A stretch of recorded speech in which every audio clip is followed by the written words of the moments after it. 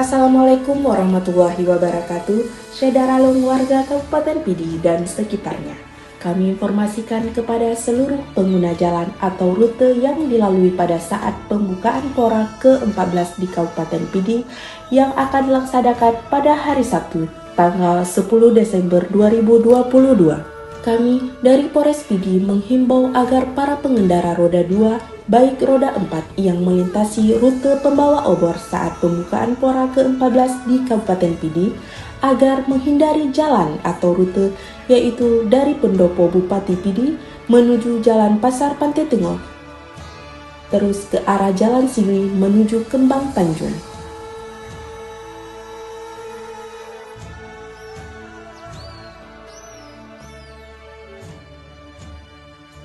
Begitu juga saat dilalui oleh rombongan VIP saat pembukaan Pora ke-14, yaitu dimulai dari depan Pendopo Bupati Pidi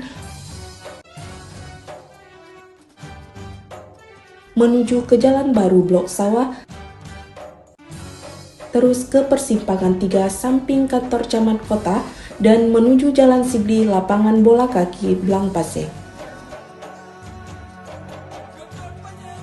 Demikian yang dapat kami informasikan kepada para pengguna jalan rute pembawa obor dan rute perjalanan VIP saat pembukaan Pora ke-14 di Kabupaten Pidi.